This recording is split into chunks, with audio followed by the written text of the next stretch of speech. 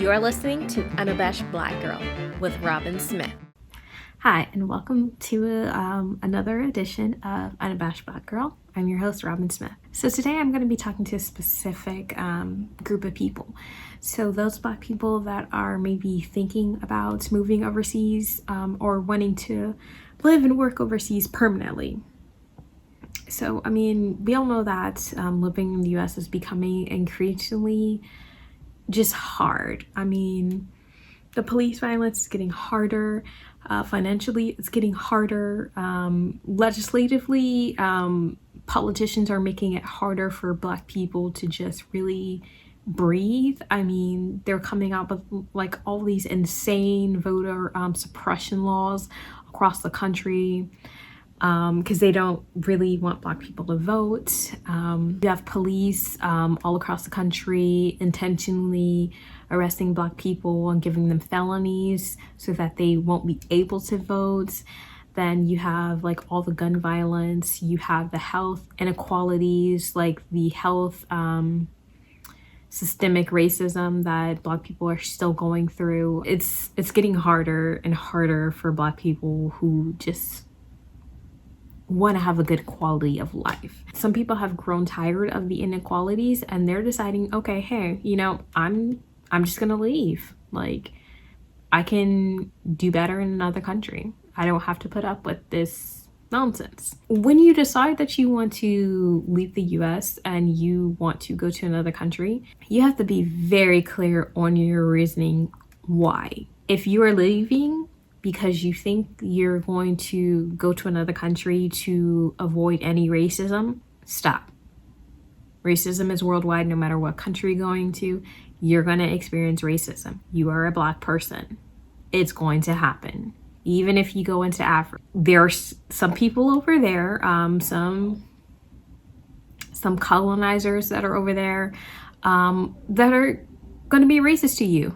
Africans in their own countries are routinely discriminated against and routinely face racism.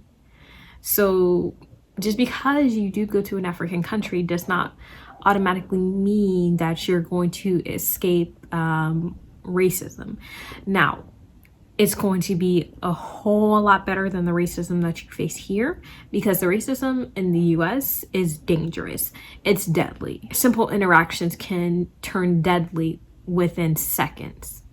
So while you might still face racism in other countries, it's more than likely it's not going to be as harmful, deadly, or vicious as you would here in the US. That being said, you still need to be okay with leaving, because it's one thing to work overseas for a few years and then come back to the US. But if you're planning to immigrate permanently to another country, you have to be okay with leaving your home behind. And by your home, I mean like the city you grew up in, your friends that you've made over the years. If you have small children, you have to be okay with them basically picking up and going to another country and starting everything over again. And in fact, and if English is not the primary language in that country, you have to be okay with your child basically being immersed in a country where they're going to have a hard time learning that culture and that language. You have to be okay with that. If you're not okay with that, then don't risk it. Like, if you're not okay with leaving everything that you've known and basically uprooting your life, don't risk it. I've seen, when I was overseas, I saw a lot of people that were unhappy that they moved overseas and they wanted to go back because they weren't fully prepared for what that entailed. Also, when you sit down and you have that serious conversation with yourself on whether or not you're ready, you have to, if you come to the conclusion you're ready, you have to get all your affairs in order. Okay, so any utilities, any bills, your job, you have to give notice to that. Healthcare, that's another thing that could set you back. You have to budgets. It's basically you ending a chapter of your life. because you're going to have to start everything over again. Now, one really important thing that a lot of people just really just gloss over is vaccinations. Some vaccinations can take a year to get, because some, depending on where you're going in the world, like if you're going to Asia, for example, it's highly recommended you get the Japanese encephalitis vaccine. And the reason why is because if you get Japanese encephalitis, it's really deadly, and it basically, if you have like a really bad case of it, your brain swells in your head and you basically die. Like, it's a very, very, very nasty disease, and there's currently no cure for it. So, I mean, you have that, you have typhoid vaccinations, you have a whole list of vaccinations that are recommended depending on where you're going in the year, and some can take forever to get done. So the moment you decide you're going to go overseas and you're prepared to go overseas, then you have to do extensive research on where you're going to go. And by that, I don't mean like a month research. I don't mean 2 months research. I mean 6 months minimum, because going to another country it's very stressful, and you need to know as much about that country as possible before you just uproot yourself and go to that country. For instance, you should not go to another country if like they don't have LGBTQ protections and you're LGBTQ. Like, why would you go to a country that is not going to accept you? And if you do engage in a relationship, you know, they would consider it criminal. Like, you wouldn't want to like do that to yourself. You're not going to go to a country that like, if you like doing recreational drugs, you're not going to go to a country that will execute you or throw you in jail.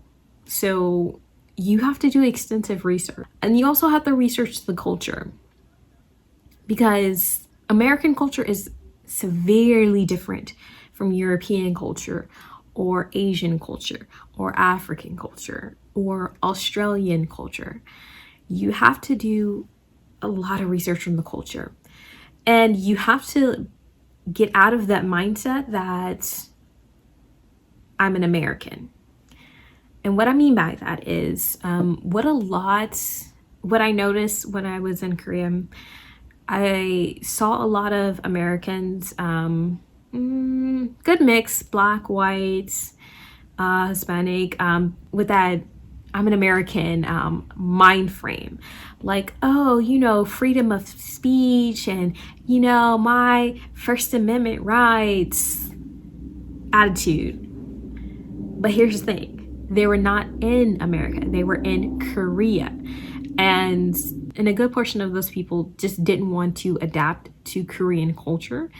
And they didn't want to learn the language. And some people were just really rude and disrespectful. But specifically for Black people, when we're overseas, we're not representing our countries. We're representing Black people in general. So if we do something that is like super rude or super offensive, it's not America that will be blamed. It's Black people in general.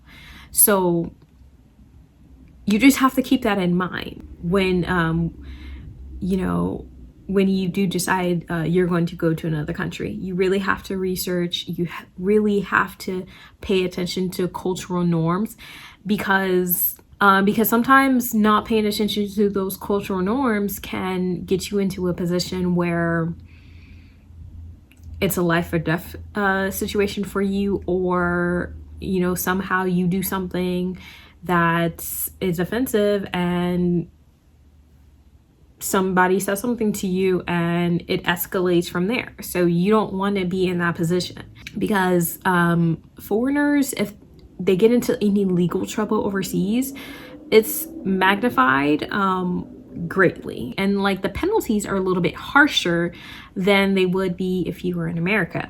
But for Black people getting into legal trouble overseas, it's even worse than it would be if you were in the US. So, and in certain countries, depending on the legal issues that you get in, you know, you can face death.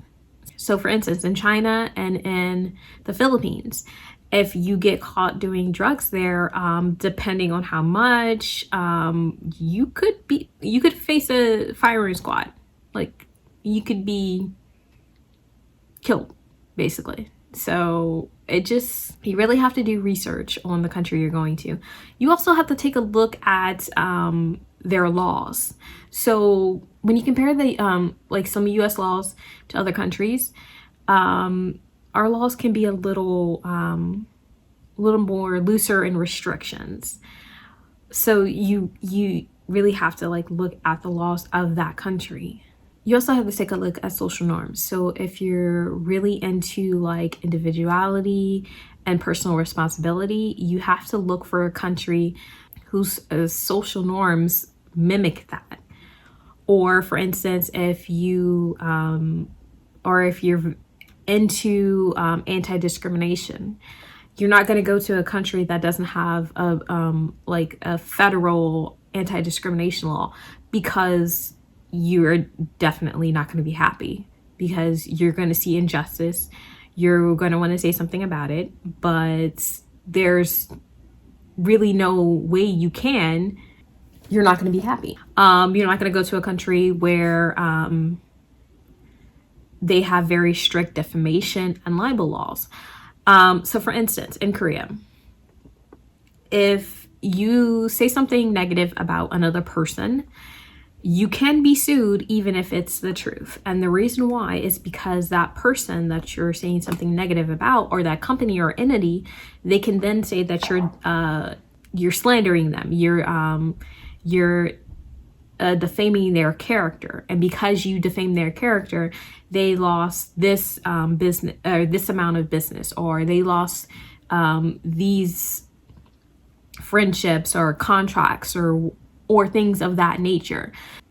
If you're used to like the American freedom of speech, you're not going to go to a country where you don't have that freedom of speech. So you just really have to do your research.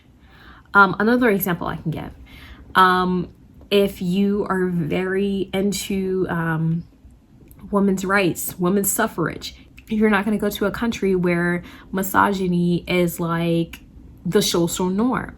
You're just not, because that freedom that you've had in the US, you know, the freedom to speak out, the freedom to be a woman, the freedom of just being yourself, you're probably not going to be afforded in that country. So you, again, have to do your research. And then also, if you're going to another country where the language is not English, you need to really give yourself time to learn. I mean, you don't have to be fluent, but you should learn enough to get you by. And there's a lot of free programs that you can use online.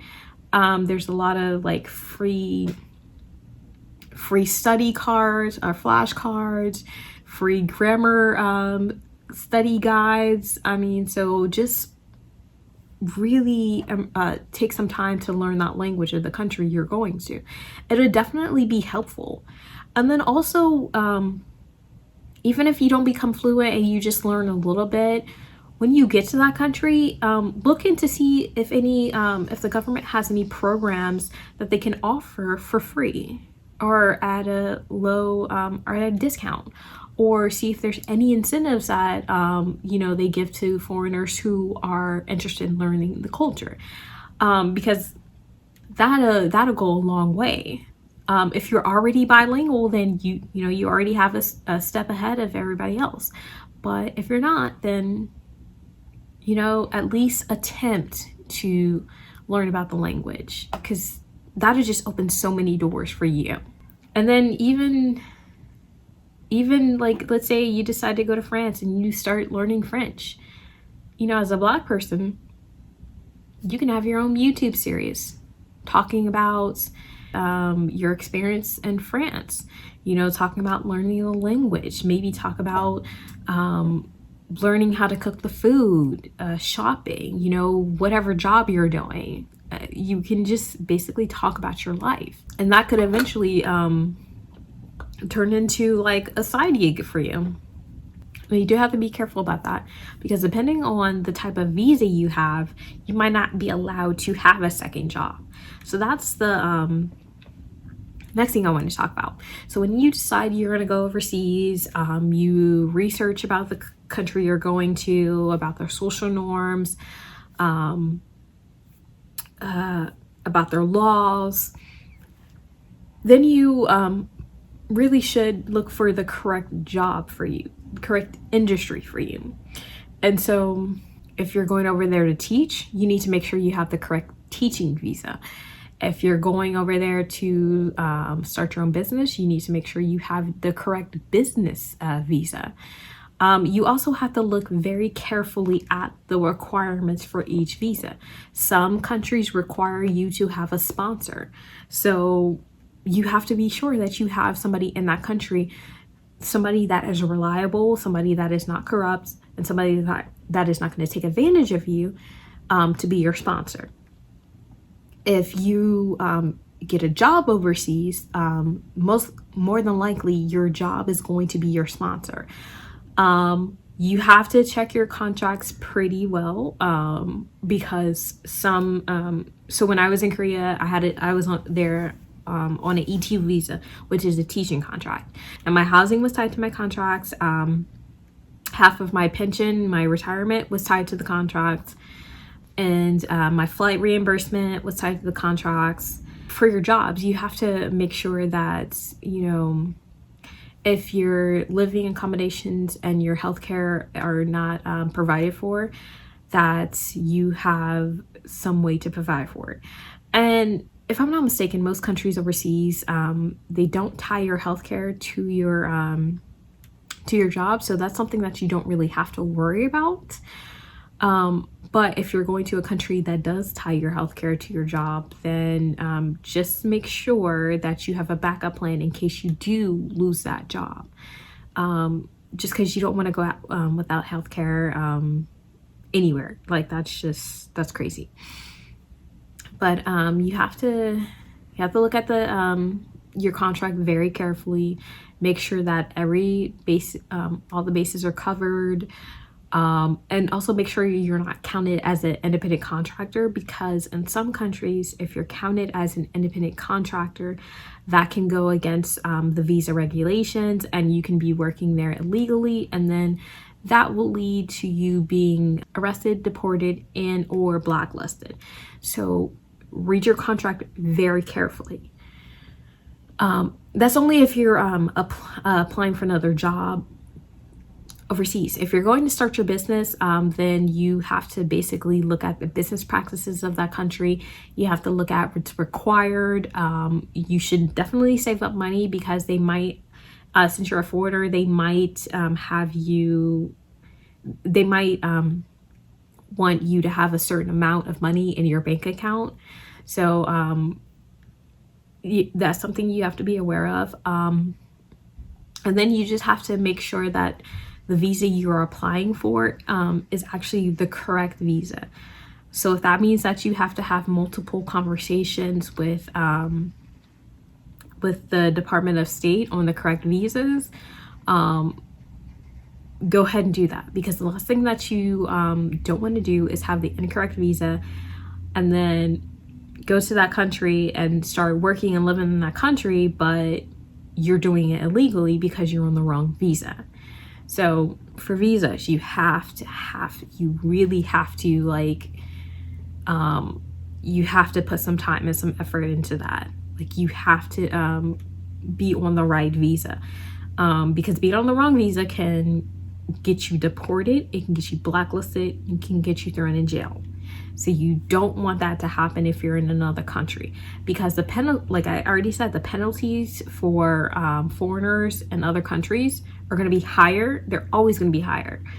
But especially for Black people, it's it's going to be insane. So trust me, you do not want to go through that. And I probably should have mentioned this earlier, but when you decide you're going to want to go overseas, you need to start saving money right then and there. So like if you have a savings account, or if you're privileged enough to have a savings account, then just every paycheck, just move a small amount into that savings account. If you don't have a savings account, you just have a regular bank account, then try to budget and save a little every month until you get to a certain point where once you do go to that other country, you can survive on that money for 2 to 3 months. Because depending on when you go, once you go over there and you start your new job, you might not get paid for a month or two. When I was in Korea, I didn't get paid the first month. So I had to have enough money to sustain me for 1 month. After that 1 month, then I was fine. But that first month, I was relying solely on my savings. So that's something you have to be prepared for. You have to budget for it. And you have to budget for your vaccinations as well, because those are going to be very expensive if you don't have healthcare. So that's something you have to think about, the vaccinations. You also have to think about closing your US accounts and then opening new accounts. So that's like your phone account, that's your cable account if you have cable, all your utilities, if you have any car payments, you can keep paying on the car payments. You have to set up some type of payment system. Your insurance, health insurance, car insurance, any other insurance, you have to think about how you're going to pay that off. If you still have like payments to go until like you break even. And then once you get overseas, you have to do all that again. You have to open up your own, you have to get a new phone. You have to get a new bank account. You have to find somewhere to live if your living conditions are not included in your contract. Then you have to get insurance, health insurance. If you're getting a car over there, you have to get car insurance. I mean, you're starting your life again. So you have to make sure you have enough money to get you through until you get that first paycheck, or let's say you have your own business, until you get that first round of revenue where you break even. You have to make sure you have enough disposable income for that to work. If you don't, you need to save until you do, because applying for loans as a foreigner in a different country are extremely difficult and they're not guaranteed.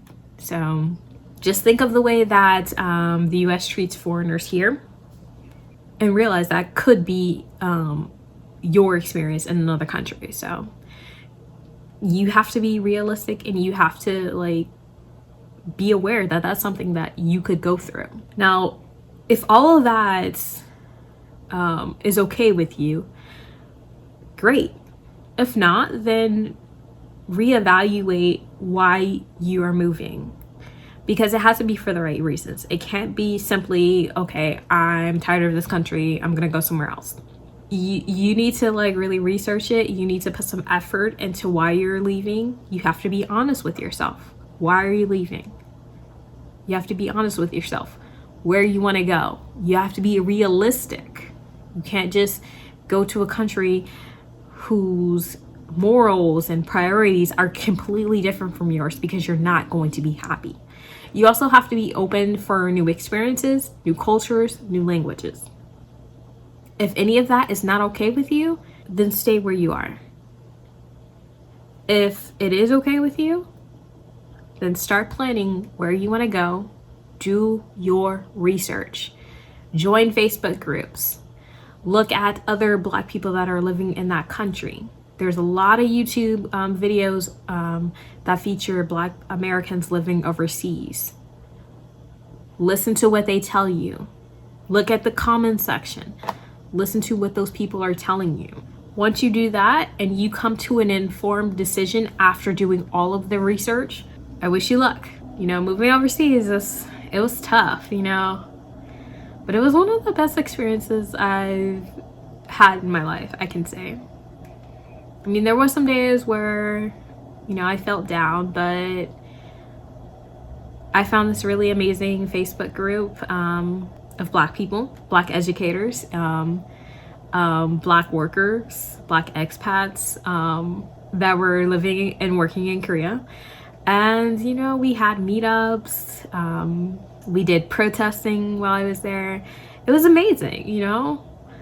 So, I mean, if you're gonna go, you have to go for the right reasons. You need to do your research. And you need to be okay with that decision.